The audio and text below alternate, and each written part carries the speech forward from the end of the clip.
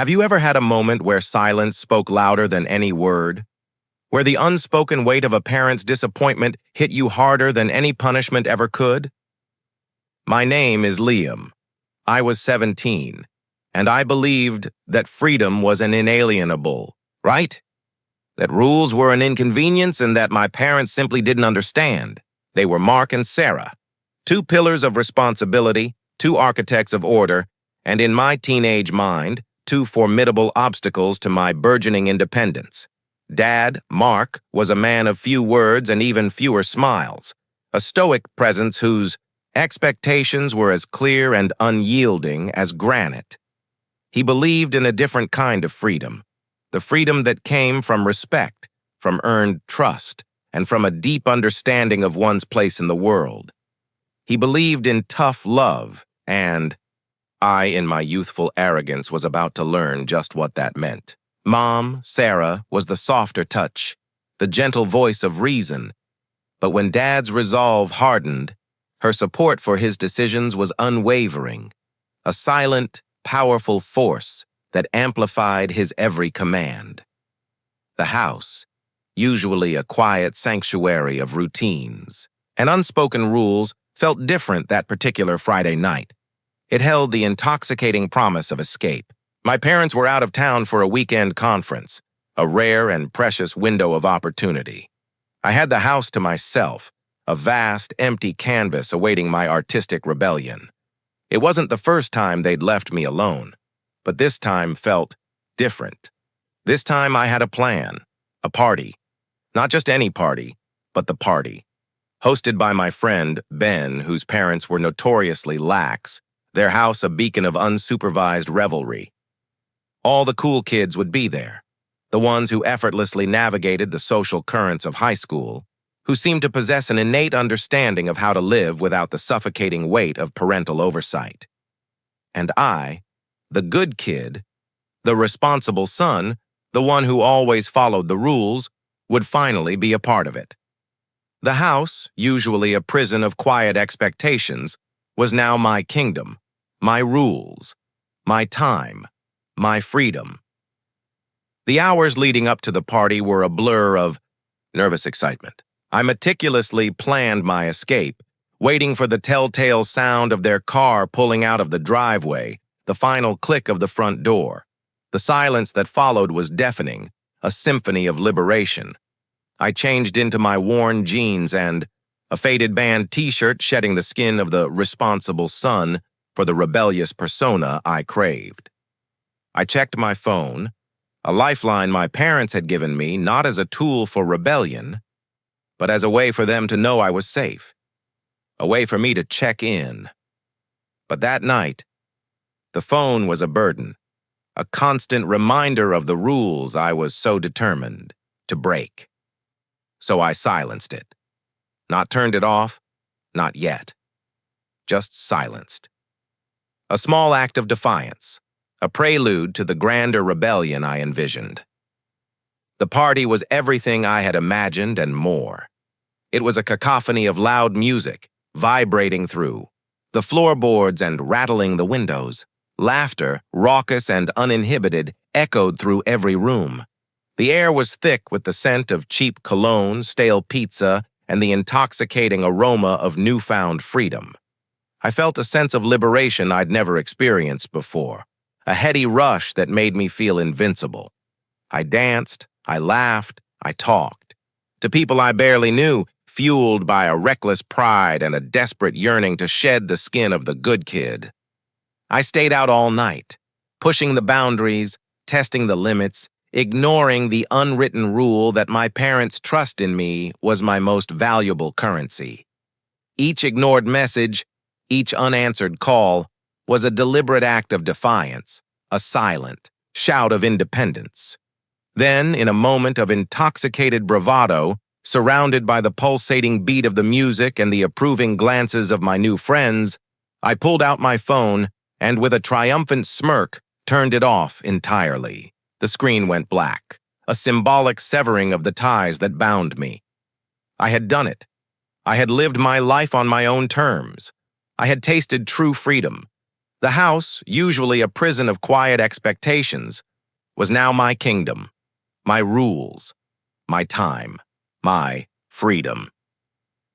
The next morning, the taste of victory was sweet, though tinged with the metallic tang of a hangover. I stumbled home with the sunrise, my head pounding, my body aching, and that triumphant smirk still plastered on my face. The house was exactly as I had left it, an empty canvas of my parents' absence. I tiptoed into my room, collapsed onto my bed, and fell into a deep, dreamless sleep, the last traces of the party fading from my mind. I was certain my rebellion had been a success, but I was wrong. So very wrong. It wasn't a phone call or a slammed door or an angry shout that woke me up. It was silence. A deep, heavy, suffocating silence. I opened my eyes to the late afternoon sun streaming through my blinds, painting stripes of gold across my messy room. The house felt different. It was no longer a kingdom. It was a tomb. A silent, unblinking tomb. I could feel it in the stillness of the air, in the quiet hum of the refrigerator that I could hear from my room, a low, persistent drone that seemed to mock my earlier triumph. They were home. I swallowed hard, a cold, nauseating knot forming in my stomach.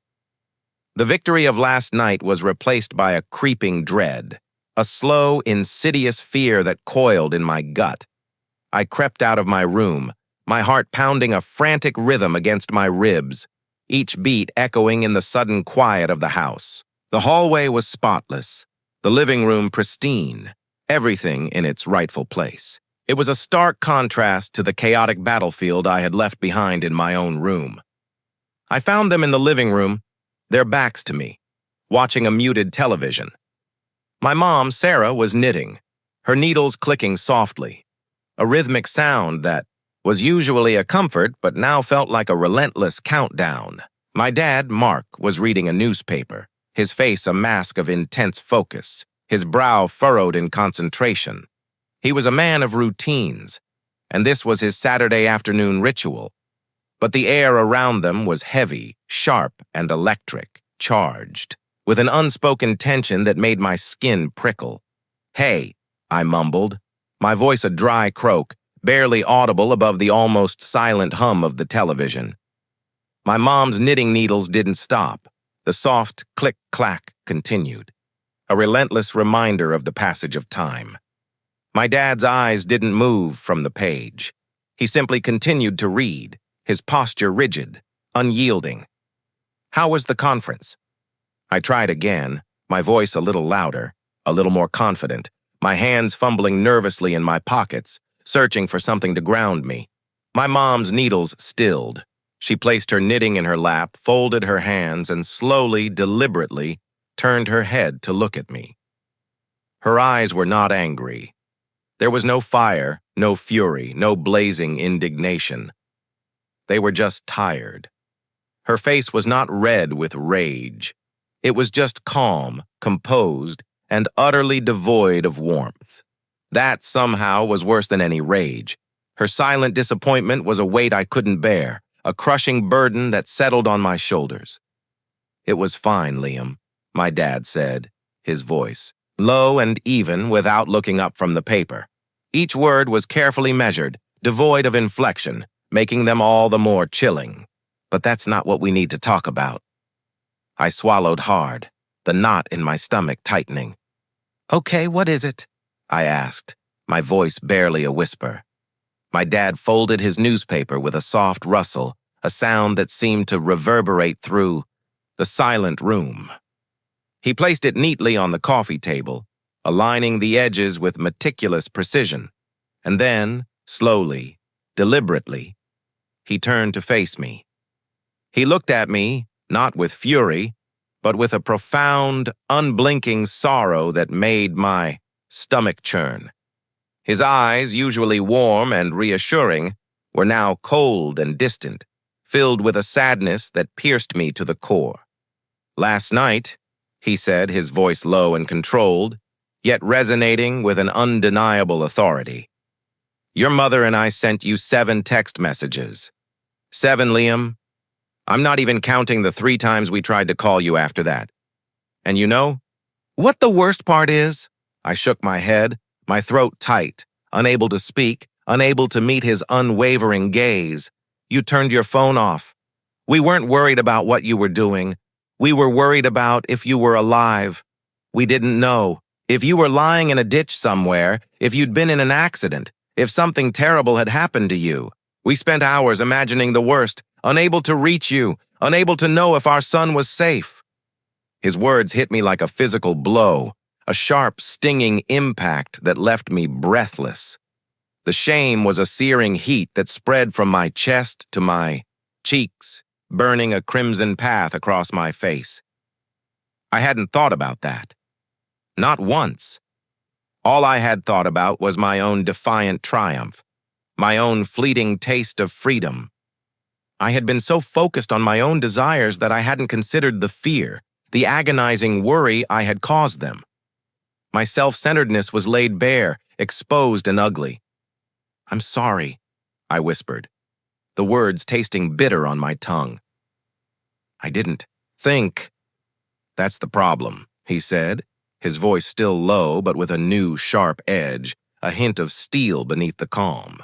You didn't think about us. You didn't think about the trust we put in you. The truth is, we weren't just worried about you. We were worried about the kind of person you were becoming, someone who disregards the feelings of others, who sacrifices trust for a moment of selfish gratification. The silence in the room stretched, heavy and sharp, filled with the unspoken weight of his disappointment. My mom stood up and walked to the kitchen, her movements silent, graceful, and utterly final. She returned a moment later with a long, narrow leather belt in her hand. It was an old belt, one my dad had worn for years, a simple, unassuming accessory that now felt like a weapon. Polished smooth from countless uses, not just for holding up trousers, but for delivering lessons. Its presence was a stark symbol, a harbinger of the tough love he believed in, a tangible representation of the consequences I was about to face. I stared at it, my heart pounding a frantic rhythm against my ribs, a drumbeat of dread. The rebellious pride I had felt last night, the intoxicating rush of freedom, was a distant memory, a faint echo in the face of this chilling reality. It had been replaced by a deep and hollow dread, a cold fear that settled in my bones. "Go to the study, Liam," my dad said, his voice flat, resolute, and leaving no room for negotiation. His eyes held mine, unwavering, communicating a resolve that was absolute. Now. My legs felt weak, like rubber, but I obeyed. Each step on the polished hardwood floor echoed in the silence, a funeral march for my own foolish pride, a slow, deliberate procession towards an inevitable reckoning. The study was a room filled with books and memories, a place of learning and quiet reflection, usually a sanctuary. But tonight, it was a place of reckoning. My dad closed the door behind us, the heavy click of the latch echoing in the sudden, oppressive silence. The storm had arrived, and the weight of the silence after it was the heaviest punishment of all. The door to the study closed with a heavy thud, a sound that seemed to cut off the outside world and trap us in a universe of silence and dread. The room, usually a sanctuary of books and knowledge, felt like an interrogation chamber. The air, thick with the scent of old paper and leather, was a heavy cloak that suffocated me. My dad stood by the door for a long moment, a tall, silent figure, his face a mask of profound disappointment. My mom, still holding the leather belt, stood a few feet away, her presence a silent, unyielding witness. There were no shouts, no raised voices, no angry accusations. The quiet was worse than any storm. "You know why we're here, Liam," my dad said, his voice low and controlled, each word a heavy stone dropping into the silence. "This isn't about the party. This isn't about what you did. This is about what you didn't do." I couldn't meet his eyes. I kept my gaze fixed on the worn Persian rug beneath my feet, tracing the intricate patterns as if my life depended on it. I felt the shame a fresh burning wave washing over me. I said I was sorry, I mumbled, my voice a small, broken sound. Sorry is a word, son, he said, and I heard the faint rustle of the belt as my mom handed it to him. But actions are the truth. Last night, you didn't just break a rule, you broke our trust. You taught us a lesson, and now it's time for us to teach you one. A lesson in responsibility, in respect, and in understanding the consequences of your choices. He walked over to the large, leather-bound armchair near the fireplace. Bend over the chair, Liam, he commanded, his voice firm and unwavering. Hands flat on the seat. My legs felt like lead, heavy and unwilling. My hands, trembling, felt cold and clammy. This was happening. The teenage pride I had felt last night, the invincibility I had so foolishly believed in, was unraveling at a terrifying speed. With slow, stiff movements, I bent over, my hands pressing flat against the cool, smooth leather of the armchair. The chair felt like a witness, its old, worn leather smelling of decades of quiet reflection, now a silent accomplice to my reckoning. I squeezed my eyes shut, my entire body tensed, bracing for the inevitable. The humiliating reality of the situation burned in my cheeks hotter than any physical pain ever could. I felt exposed, vulnerable. A child once again in a world I thought I had conquered. I heard the quiet swish of the belt as he lifted it. The sound, a soft, menacing whisper through the air, was a chilling prelude. Then, the first lash. It landed. With a sharp crack, a searing line of fire across my backside. I gasped, a small choked sound escaping my lips. My body jolted, a desperate, involuntary spasm. The pain was sharp, stinging, and immediate, a lightning bolt that shot through my nerves. One, my dad said, his voice calm and steady, counting the strokes with a chilling, deliberate cadence. You knew the rules. You chose to break them. Crack. The second lash landed. This time it was harder, more precise. I bit my lip hard, tasting the metallic tang of blood, determined not to cry out. My fingers clenched, digging into the soft leather of the armchair. 2, he said.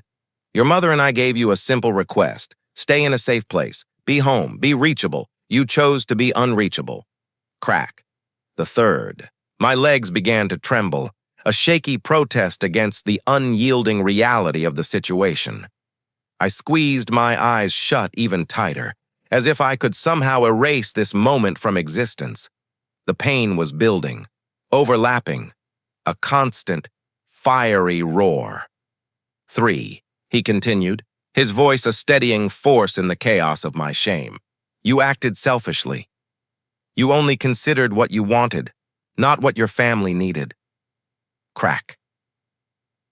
By the 5th stroke, my resolve was gone. Tears, hot and relentless, began to stream down my cheeks, soaking into the leather beneath my face. My body, a mess of nervous tremors and flinches, finally gave in. I let out a choked sob, the sound small and pathetic in the silence of the study. My pride was shattered, reduced to a million pieces by the relentless sting of the belt. I'm sorry, I sobbed, the words a raw, broken whisper. I'm so sorry. I know you are, he said, his voice softening just a fraction. And this is why it hurts, Liam. This is why it has to hurt. He delivered the final lashes. Each one was a searing line of fire, a lesson etched in pain. My entire body shook with the aftermath, a mix of physical agony and profound, soul-crushing shame. I lay there for a long moment, my face buried in my arms, my body limp and exhausted. The silence returned, but it was a different kind of silence now. It was no longer filled with dread. It was filled with the weight of my understanding. You may stand now, my dad said, his voice now soft, a gentle command that was a world away from his earlier resolve. I slowly straightened, my legs wobbly and weak. My cheeks were hot and wet with tears. I didn't dare meet his eyes. I kept my gaze fixed on the floor, on the worn patterns of the rug that now felt as familiar as the ache in my body. My mom, who had been a silent witness to the entire process, walked over and gently placed a hand on my shoulder. Her touch, usually a source of comfort, was a reminder of her quiet disapproval, her sorrow. "Go to your room, Liam," my dad said, his voice now filled with a weary finality. "We'll talk in the morning." I nodded, unable to speak, my voice caught in my throat. I stumbled out of the study, the door closing softly behind me, and made my way to my room. The hallway, so long and unforgiving just moments before, now felt like a journey of 1,000 miles. I collapsed onto my bed, face down, and wept. Not from the physical pain, no. That was fading fast. I wept from the shame, the humiliation, and the profound, crushing weight of my father's disappointment. I wept because I finally understood. The party, the laughter, the freedom. It had all been an empty illusion. I had traded a weekend of reckless pride for a lifetime of trust, and the price was a sting I would carry for a long, long time. That night, I didn't sleep. I lay awake, staring at the ceiling, my mind a swirling storm of regret. I replayed every moment, the lie, the silence, the lashes, the look on my father's face. The ache in my backside was a constant, throbbing reminder of physical manifestation, of my moral failing. It was a punishment, yes, but it was also a lesson. A lesson in the fragility of trust, in the weight of responsibility, in the profound truth that actions, not words, are the measure of a man. The tough love had spoken, and I had finally heard it. The next morning, I woke up with a feeling of quiet resolve. My body was still sore, but my mind was clear. I walked downstairs and found my parents in the kitchen. My dad was making coffee and my mom was making pancakes, a Saturday morning ritual that was a constant in my life. They didn't look at me with anger. They just looked at me. My father's eyes were tired, but they held no malice. My mother's eyes were sad, but they held a hint of hope. "Good morning, Liam," my mom said quietly, her voice gentle. "Good morning, Mom," I said, my voice hoarse. "Good morning, Dad." He just nodded, a simple, firm acknowledgement. There was no apology, no discussion of what had happened. It was over. The punishment was complete, but the lesson, I knew, was just beginning. I sat down at the kitchen table, and for the first time in a long time, I didn't reach for my phone. Instead, I just sat there, in the quiet morning light, listening to the soft sizzle of pancakes on the griddle and the comforting rhythm of my parents' quiet movements. I knew my journey to earn back their trust would be a long one, but for the first time in a long time, I was ready to take the first step.